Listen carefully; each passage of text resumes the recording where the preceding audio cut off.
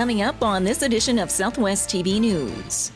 The Safe Places initiative continues to gain momentum in Swift Current, with numerous individuals and businesses receiving their certification to work with youth. The latest to join the program is St. Stephen's Anglican Church. The town of Maple Creek is steeped in history, and one of its most treasured buildings has been restored. The Southwest Saskatchewan Oldtimers Museum has been a part of the community for 92 years and has grown from its humble beginnings, when a group of local residents initially got together in 1926 to honor the frontier period of the area. As you prepare to welcome guests into your home this holiday season, fire safety should be at the top of your list. And it all starts with having a working smoke detector.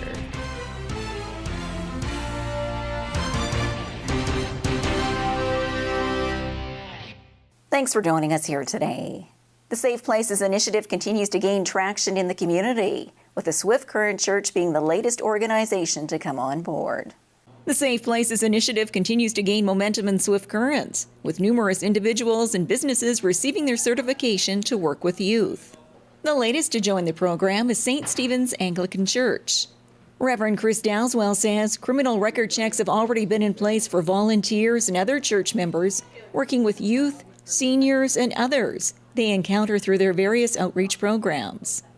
And says the Safe Places program is now an enhancement of their commitment to being good stewards in the community.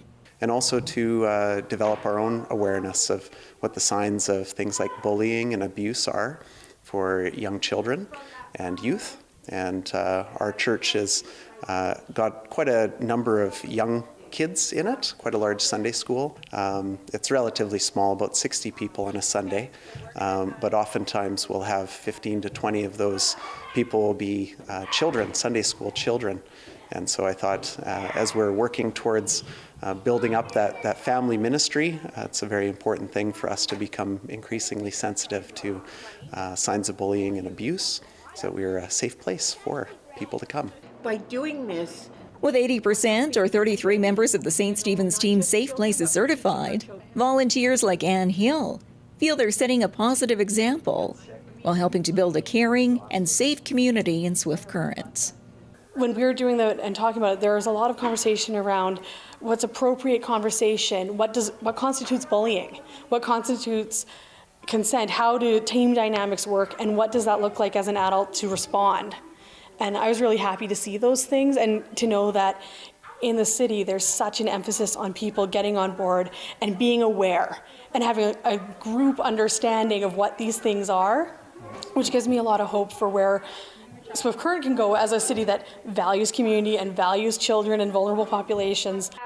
A positive response from the community, which Safe Places coordinator Kelly Schaefer is pleased to see expand, with a diverse group of individuals coming on board. I think it's important to have as many people involved in the program as we can. It is significant to have churches involved. They see a different group of people within the community. We all grew up with certain values and beliefs as children, and I think the more that we can challenge those values and beliefs in a safe setting, the better it will be. And the church provides a platform to have discussion on difficult topics that we may otherwise not been able to do. And with a positive response from the community to date, Schaefer says there's already plans in the works of expanding the Safe Places program, not only locally, but nationally to other sectors, while addressing a few challenges along the way. We have been in the program 3 years, so there's recertification cycle already coming up. So, I mean, that poses some issues as well, that people are youth certified, but they've expired in their date. So how diligent are people at following up with recertification? Some other issues that we run into: what if somebody can't become Safe Places youth certified? What does that look like? Legally, we can't tell anybody that we haven't authorised them to become Safe Places, so it's about educating the organisations to make sure you ask for these cards, make sure they're up to date in terms of expiry dates, and if people are not following through, what's your steps? More information on the Safe Places program is available online through the City of Swift Current's website.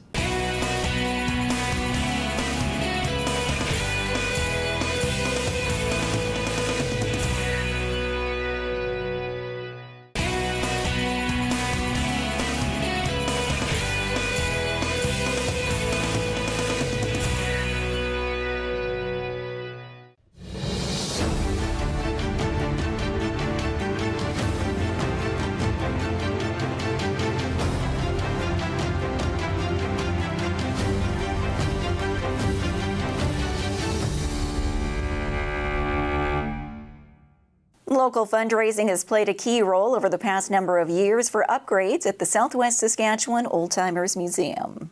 The town of Maple Creek is steeped in history, and one of its most treasured buildings has been restored. The Southwest Saskatchewan Oldtimers Museum has been a part of the community for 92 years and has grown from its humble beginnings when a group of local residents initially got together in 1926 to honor the frontier period of the area. They did picnics, they did banquets, they did dances, and then they also started collecting mementos of that frontier period, which they originally exhibited in a barber shop in downtown Maple Creek. And as with most museum collections, the collection soon outgrew the space that they had available in the barber shop, so the decision was made to build a museum. And using logs harvested in the Cypress Hills, they built the first Oldtimers Museum, which was a one-room log cabin building that was constructed in 1935. The choice of a log cabin for the museum was to be emblematical of the traditional style of building that was taking place here in the Cypress Hills among the Métis, the Northwest Mounted Police, the fur traders, the early ranchers in the area. And many of the original buildings in the town site of Maple Creek after 1883 were also log buildings. Unfortunately, by the early 2010s, the additions were starting to rot, and the building essentially was condemned. And thanks to dedicated fundraising, the board of the Southwest Saskatchewan Oldtimers Museum has raised approximately $400,000 over 7 years to move forward with the restoration of the building. So when you approach the building from the outside, visually the prominent thing on the lot is still the 1935 Log Museum, and you come in through the 1935 Log Museum by way of introduction to the museum, and then there's a narrow corridor that leads you into the new building, which, although it pays homage to the original building, is a modern museum structure. All of the logs that were used in the construction of the building were harvested here in the Cypress Hills, exactly the same way they were in 1935 when the first building was put up. And the building is very much a tribute to the original building. Like I said, the footprint is the exact same size. The dimensions of the building are exactly as large as it was at its largest extent. And all of the materials are in keeping with the look and feel of a log cabin. Along with the vaulted ceiling and the green marbled leather look floor is an artifact from the former Maple Creek Hospital, now adorning this feature wall. Yeah, one of the things that we wanted to see saved from the Maple Creek Union Hospital when they tore it down here a couple of years ago was the iconic bronc rider mosaic mural that was in the front lobby. And it was original to the building when it was constructed in 1963. And originally I think it was going to be demolished along with the rest of the building. But we were able to get approval from the health region, and with the support of volunteers and a little bit of assistance from the town crew, we were able to cut that mural out of the wall and stabilize it, get it outside onto a trailer, and we were able to wrestle it back into the building here. And I think it fits very well with the theme of the museum, and it certainly is representative of the culture and heritage of the community. In the coming months, volunteers will install various display cases and other artifacts of Maple Creek and surrounding area, along with work on the exterior grounds. And as this transformation takes place at the Southwest Saskatchewan Oldtimers Museum, its doors will be open to visitors throughout the tourism season and available for rental for special events, further enhancing the cultural and community ambience of the town of Maple Creek.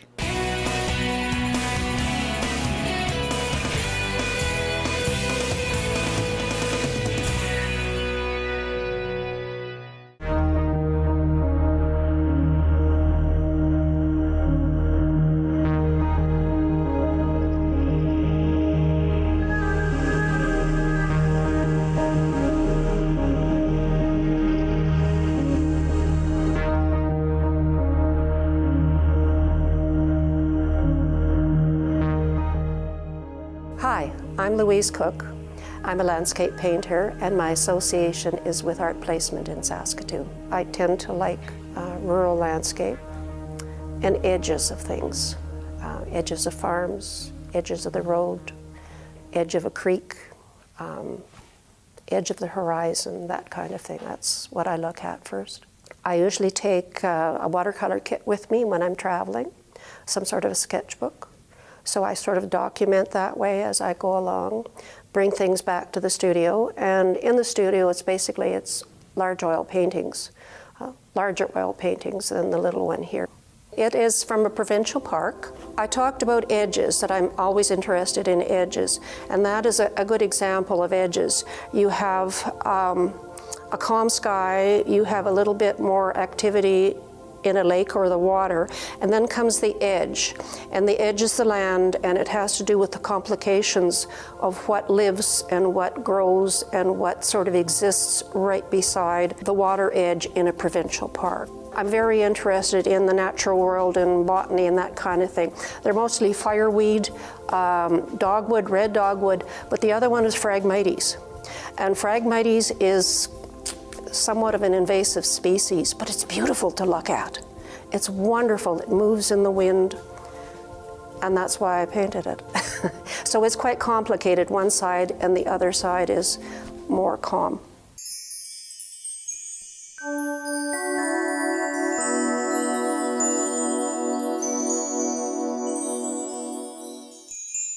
A lot of artists are sort of maintained at a certain price level. But like anything else, there's popularity in there, and there's appreciation, and there's also good press. And people are drawn to things that they think that is important, and other people think that is important, and we're all put together that way. I like where I am right now. It's something that's a collaboration between the artist and the art dealer. And they're very good at setting that kind of value. I mean, they do assessments of estates, all sorts of things like that. So they know exactly where things of a particular artist fit. Art in many ways is something that it moves throughout the decades. Sometimes it's modern art, sometimes it's more of a realistic bend, sometimes it's landscape, sometimes it's anything but landscape.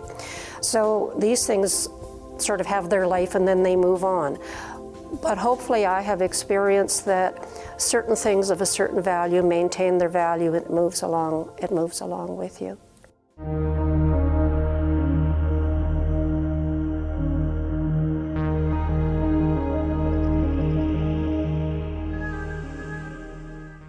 Smoke detectors save lives, and you're reminded to get into the routine of changing the batteries on those units.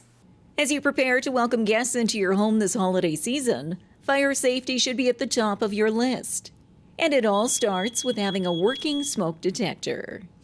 Absolutely. So we're encouraging everybody, once again, make sure you check your smoke detectors, change the batteries at least once a year.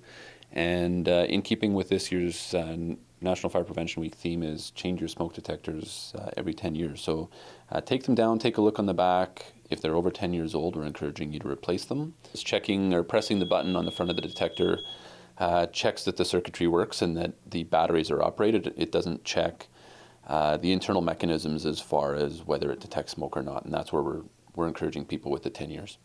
As well, be sure that the oven is turned off after cooking, and that all cigarettes and candles are extinguished when you leave a room or turn in for the night. Be careful with candles. Make sure that you're extinguishing them when you're leaving, certainly for the evening or going out, and we encourage everybody to extinguish them when they're leaving the room. That may seem like a lot as you go in and out of a room, but don't forget about them. Make sure that you're cognizant of them there, and they do burn out, they do burn hot. The perception that because it's a small candle or something like that it can't cause a fire is untrue. They do cause fires, they do cause problems. Once engulfed, a fire can spread quickly through your home. Therefore, by having a working smoke detector, you can ensure everyone is safe year-round.